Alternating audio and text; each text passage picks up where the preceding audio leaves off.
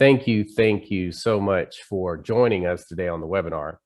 I certainly hope that this is informative and educational for you. Hopefully we can answer some questions that you might have. And if there's anything we can do at the end of this webinar to maybe speak specifically about your scenario, please let us know.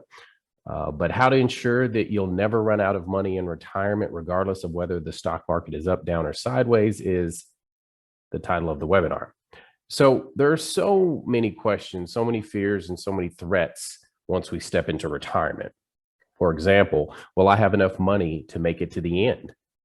How high will taxes be? How bad will inflation be as far as the buying power of my dollar? Will I lose control of my money? Will I really be able to have access to every dollar that I have?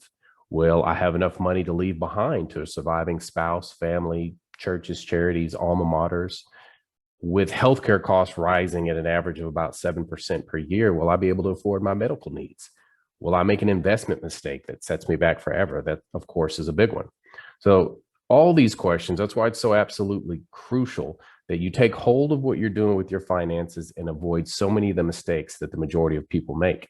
Now, obviously, we do have some compliance rules here, so we're going to put our disclaimers up, but now let's just really dive into who this webinar is for. So this is really for anyone who's saving money for their retirement and those who are close to stepping into retirement. So that could be baby boomers, that could be W-2 employees, business owners, contractors, doctors, school teachers, engineers, IT professionals, et cetera, et cetera, et cetera. So if you want to live a comfortable retirement, at the end of the day, this is for you. Now, who am I? My name's L.M. Stamper. I'm the managing director of Evermore Wealth.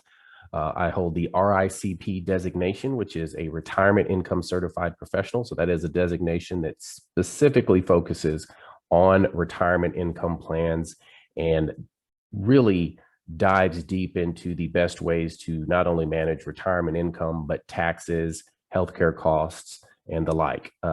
In addition to that, I have my Series 6, 7, 63, and 65 licenses. So there is my direct line, and as well as my emails. If you want to take those down, feel free. But what are we going to learn today? So the first is the 5 fears that most retirees or really soon to be retirees as well have, and how to eliminate them in retirement. What rate of return your investments really get. And I'll give you a hint. It's not anywhere near the 12% you've been told. How your greed and fear play into your investing behavior. All of our greed and fear. The most devastating risks you face in retirement and how to plan around them. And I can tell you that the number one risk is an absolute portfolio killer. So before we go any further, I do have one question for you. I really want you to think about this. In retirement, how much of your income is okay at risk? How much of that monthly or annual income are you okay with having at risk? So I want you to kind of think through that as we move on, but that's going to be a very important topic that we're going to cover. But let's talk about these different retirement decision points. So once you step or get close to retirement, there are a certain series of important decisions you have to really make between age 55 and 72. So 55 really relates to if you're retired and you have a 401k, you can actually start to withdraw from that 401k without penalty. Now you have to be fully retired because the standard age is 59 and a half. But if you are and you have a 401k, you can actually pull from that. 59 and a half is pretty much the standard age for all tax deferred assets that can be accessed without penalty. Those are the popular ones, the IRAs, the 401ks, 403bs, 457s, et cetera. 62, so that's the earliest age that you can get your Social Security. Now, again, if you do that, that is going to be reduced as you can see here on the screen, but you can access it if you need. Now, does it make sense to take it? Everyone's situation is a little different. Sometimes it does make sense to take it at 62. 65, so that's when you're eligible for Medicare. And that's typically when you're going to transition to either your own personal health care onto Medicare, or if you happen to retire, you leave your group coverage and you move into Medicare. Now, at age 66 to 67, depending on what year you were born, that is considered your full Social Security eligibility age. However, if you wait until 70, that check that you get every month actually increases every year. So they give you a little bit of a bump if you wait. And then 72 is when you have to start taking RMDs, or required minimum distributions.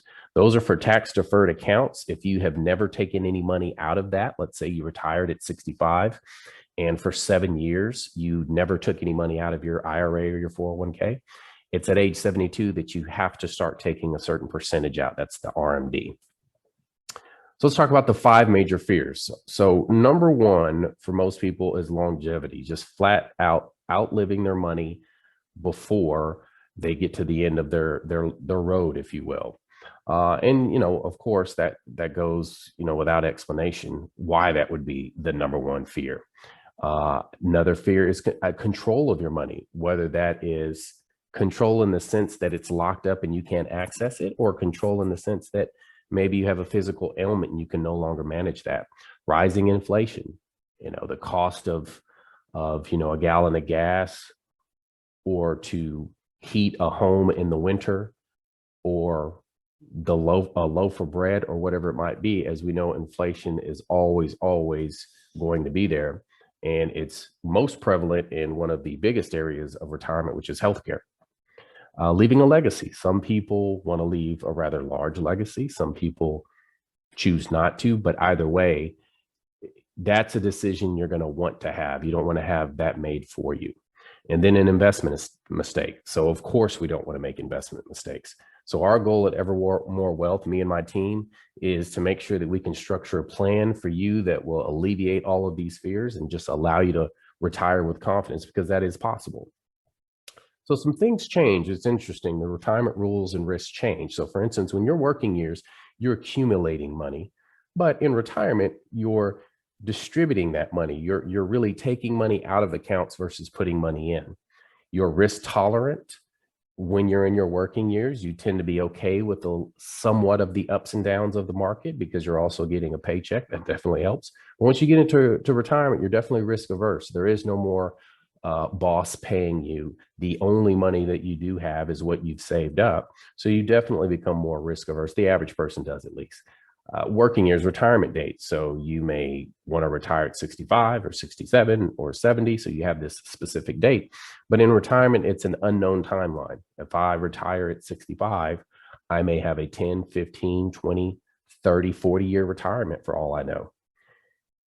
There's many options when you're working. So for instance, there's many options as to where to put your money, how to grow it, when to take it, etc. But when you retire, there's less flexibility. Some of these decisions are made for you. And because of the nature of retirement, there just aren't as many options as it relates to your money. Working years, it's somewhat complex because there are so many options and there's so many different things that can be done. It does tend to get a little complex, but retirement's actually pretty simple. It is about consistent cash flow every single month, no matter what's happening in the stock market or with taxes or the political landscape. It's actually pretty simple. The key is just making sure you alleviate these risks. So the stages of life look a little bit like this from a graphical standpoint. So you have your working years, and just prior to retirement and just after retirement is a very, very critical time. It is actually what Prudential trademarked as the retirement red zone. And the most critical time to avoid market volatility is the 5 to 10 years before you retire and the 5 to 10 years after. Why? That is when your portfolio is most sensitive, in the sense that you're soon going to be accessing these dollars. So any kind of negative volatility that we experience before or right after retirement really, really hinders our ability to have money down the road. So when we talk about returns in the market, let's talk a little bit about this. So this is a Thornburg investment study that was done, and they just took $100 and they said, okay, from 1984 to 2014, that $100 grew by 11.34%. Now that's 100% in the S&P 500 index, no fees, no taxes, just pure growth. However, if you look at the real returns, and why we coined that real returns is there's real returns after taxes, but there's also real returns after inflation. So that's why it's termed the real return. But once we factor that in, that 11.34% goes all the way down to 6.38. So that's something that's very important. And even if we didn't factor in the inflation, one thing that gets left out so many times is fees and taxes. So fees and taxes are always going to take away from that gross return. But the interesting part, and this is, in referencing how greed and fear play into how we all invest, is that there's this roller coaster, this emotion commotion, as my good friends over at Thrive like to call it. It is, as you can see here on the left, we start out with some optimism as things are starting to go up, as the market goes up. Then we get pretty excited. Then we get absolutely thrilled and euphoric. And it is at that point where, believe it or not, that's the maximum financial risk. That is the point of maximum financial risk. Why? Because the markets are at all-time highs. We have this feeling that it'll never stop, and this euphoria tends to blind us a little bit. But then the market starts to correct, like it always does, and anxiety sets in, and then denial and fear and desperation and panic. And these are the feelings when you see a portfolio lose 5%, 10%, 20%, 30%, and so on. Times like obviously 2008. That was a big time when COVID first reared its ugly head and the market lost 33% in March. Those are times when we start to dip. Panic definitely and fear set in. But ironically, at that low point, that is actually the point of maximum financial opportunity. Why? Well, because prices are as low as they're going to be. The value of the market is as low as it's going to be in a scenario like this, which is when you actually really want to get in. That's the best time to get in. But if you're doing things like monthly contributions via a retirement plan, dollar cost averaging, the good news is you're participating at this low point and you're actually buying in. So then what happens is, well, as the market starts to go up, you see your portfolios go up, depression starts to subside. We get a little bit more hope. There's some relief, there's optimism, and we're back to the left side. So this is the emotion commotion. It's the way it has always been. And quite frankly, it's probably the way it's always going to be. This is a really good study. So Dalbar is a company that really studies investor behavior.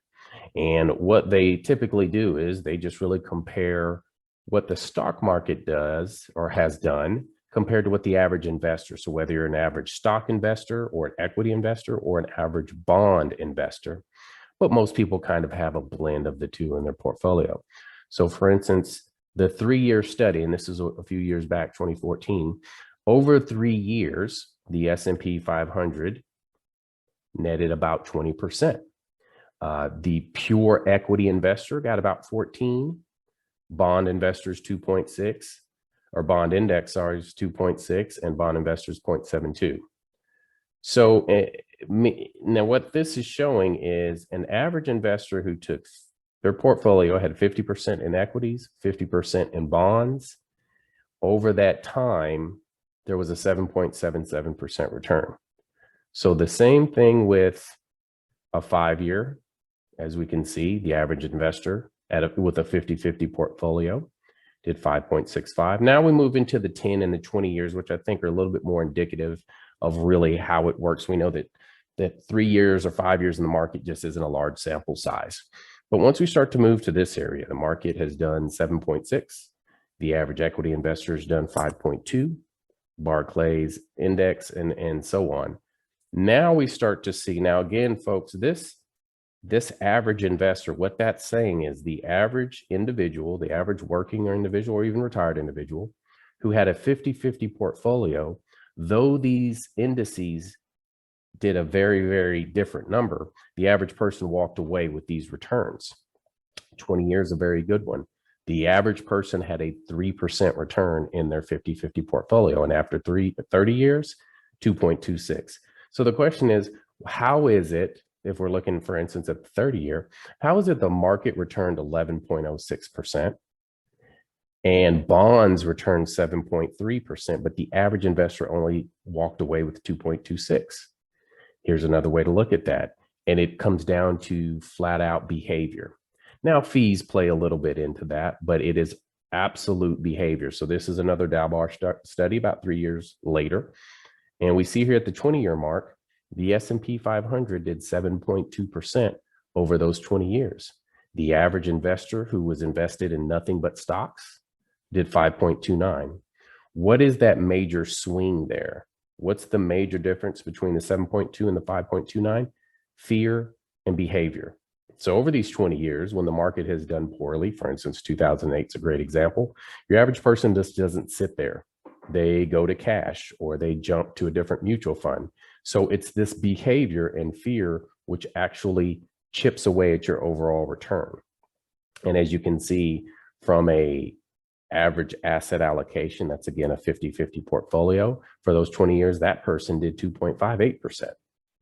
So it's really, really important to understand this. And that's where investment professionals come into play, is because it's really our job to make sure that not only are we in the right portfolios and we're rebalancing and doing all the things that we should do, but we know when to stay the course, knowing that the ship will right itself. So let's talk about these 5 critical risks. So longevity, that's again, outliving our money. And every year, these numbers actually get bigger and bigger or longer and longer. But a married couple that's 65, there's about a 50% chance that one of those individuals will make it to 93. And there is a 25% chance that one of them will make it to 98.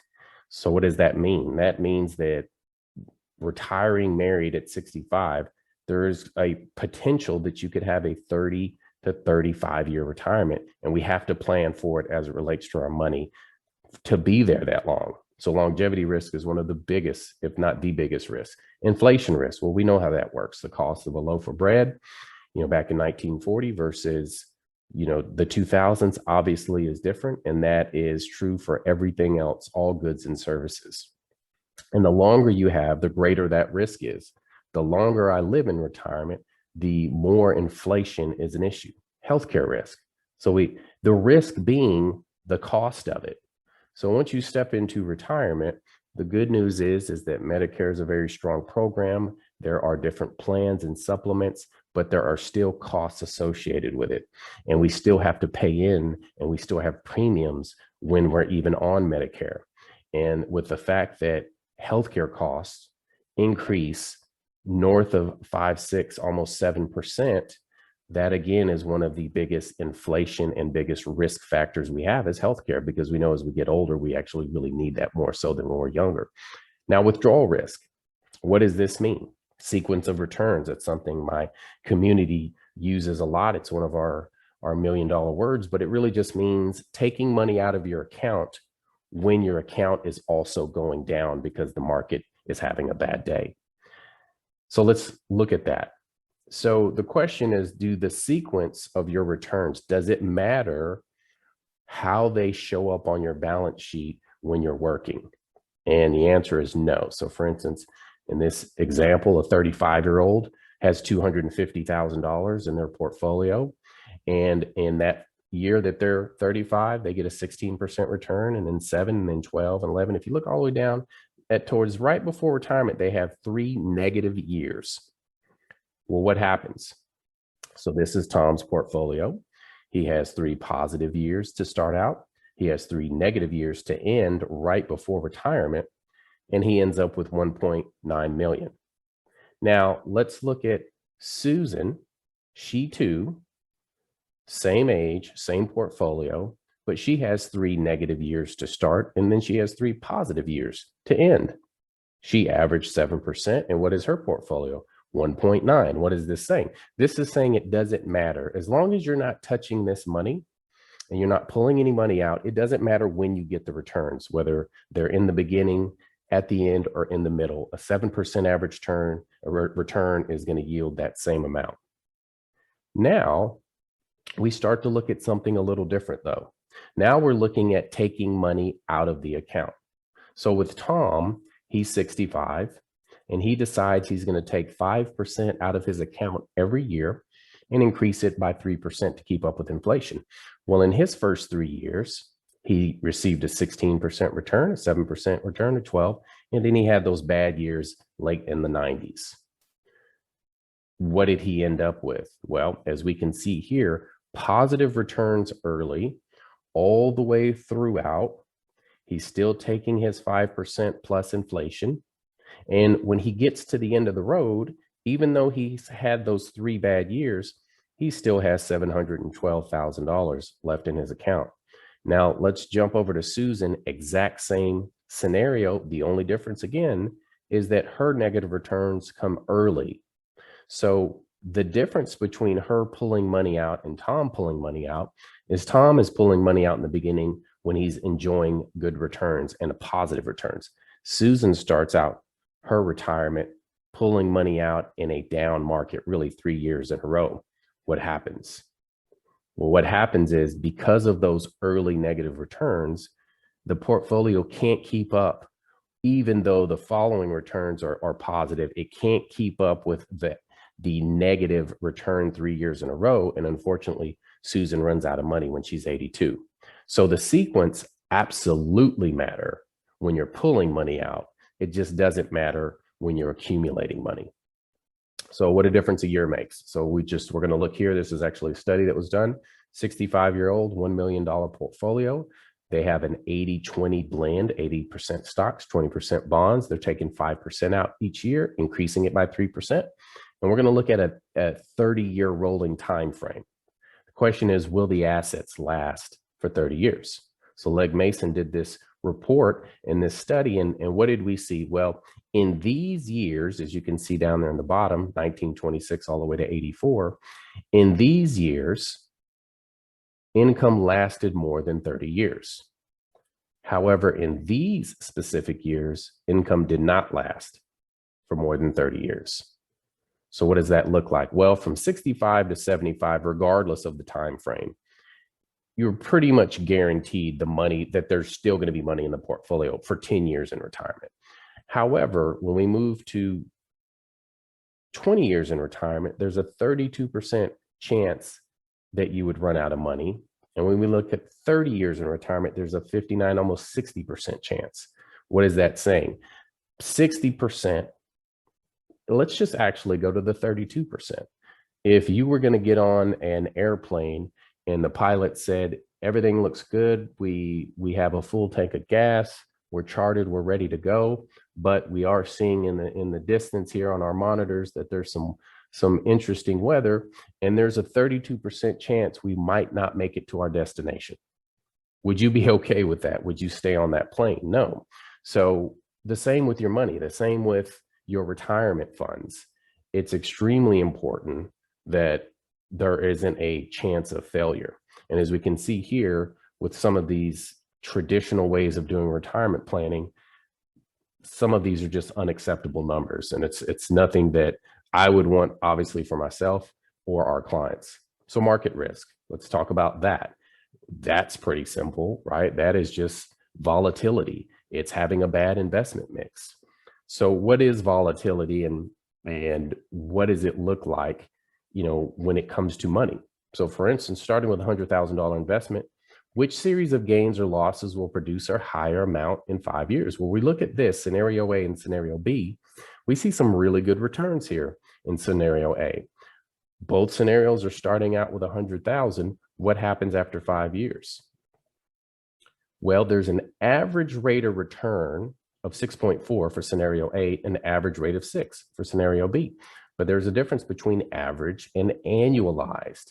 So when we actually look at what happens, interesting enough, scenario B actually produces more, slightly more. Why is that?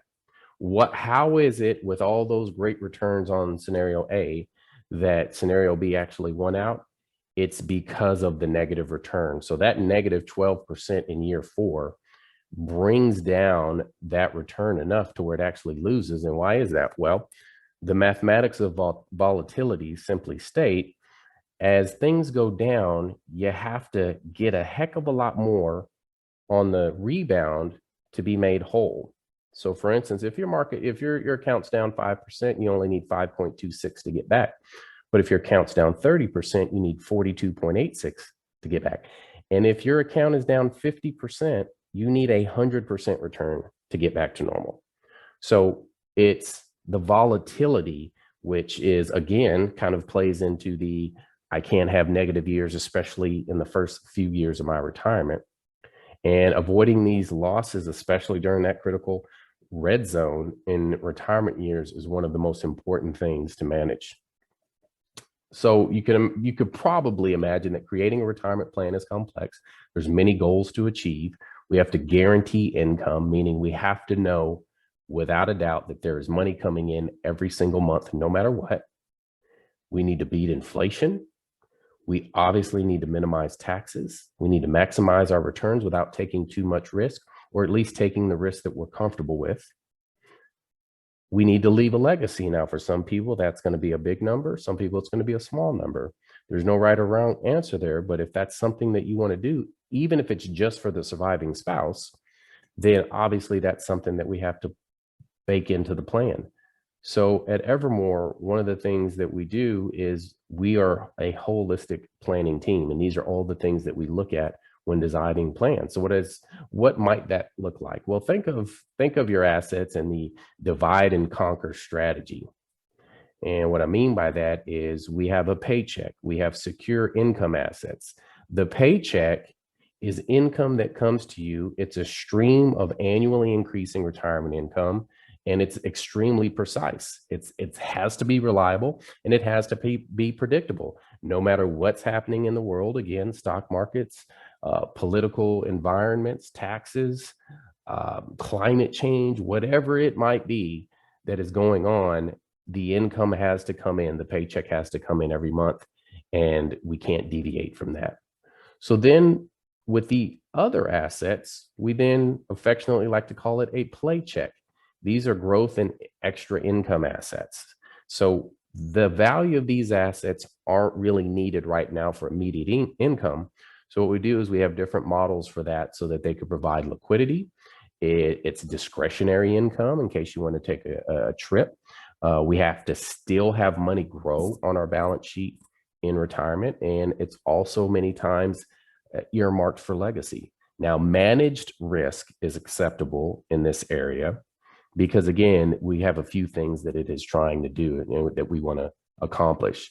So think of the secure paycheck as the defense, and the play check, the growth play check, as the offense. Football, baseball, basketball, there's always two sides of that coin. There's an offense and a defense. So how do we do this? Well, we use various models and programs.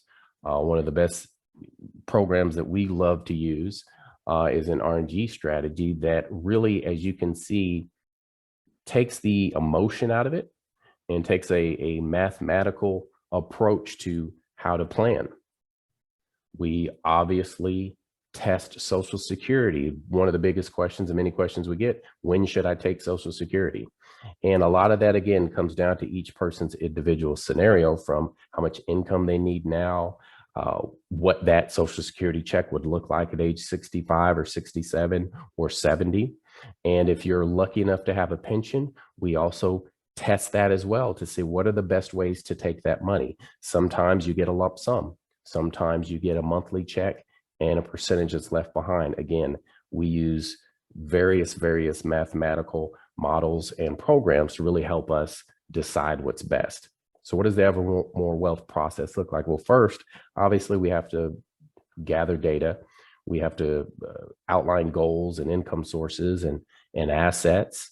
Once we do that, we start to coordinate income sources: Social Security, pension, rental property income, required minimum distributions on down the road. And we reposition those assets for maximum income and tax efficiency, because every single asset, every single vehicle that you use has its own characteristic. Control. We want to make sure that you have ultimate control over your money, and we want to create guaranteed monthly income that adjusts to life and adjusts to the cost of living. And we do that using everything at our disposal. Now, not every vehicle out there or every strategy or product out there is right for everyone. So luckily, we can use the full gamut, and from that, we decide which ones make the most sense for that client. The cost, we would call our office to discuss that. We have what we feel are very, very reasonable costs, but everyone's different because every plan is going to be a little bit different. So our process is client driven.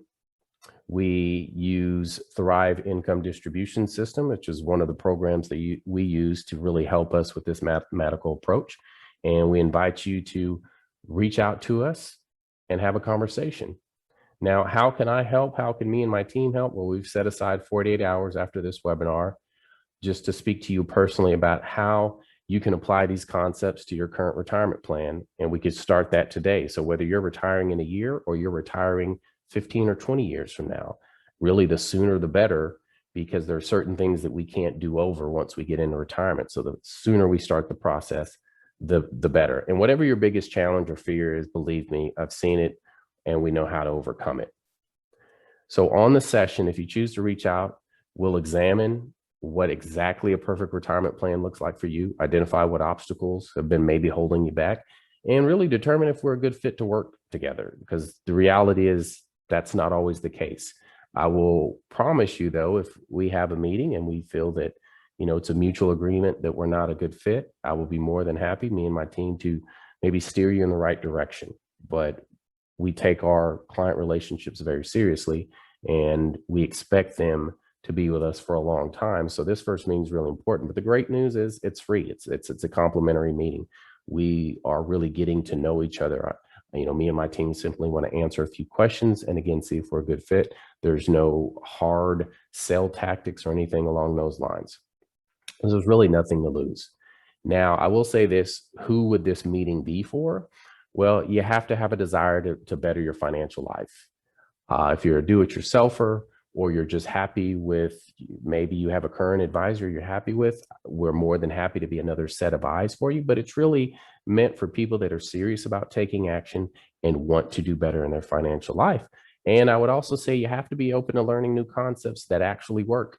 There are many concepts out there that have been in place for decades that either are inefficient or lack a full scope of what is out there. So we really strongly encourage anyone who works with us to be open to new concepts. And our promise is we will always educate you. There's nothing ever anything that we would implement in a client's plan that they didn't understand or they weren't excited about. So if that sounds like you, if having that meeting sounds like something that would interest you, I would say book an appointment now. So after we're done here, you'll have an opportunity to get on our calendar. This is one of the best ways to do that. If you just go to talktostamp.com, that'll take you directly to my calendar. From there, you can book an appointment. We are a virtual practice. Now, we do have physical offices, but most people these days really enjoy the virtual meeting. So that's typically our initial go-to. But depending on where you are and where you're seeing this geographically, we have clients all over the state. We're located in Texas, but we have clients all over the state and the nation. If it's feasible, certainly we can meet in person. But I encourage you, go to talktostamp.com. It'll take you to my calendar. Hopefully this has been informative and you learned a few things. And I hope the best for everyone who's on the webinar. And again, if there's anything we can do for you, please just let us know. Alrighty.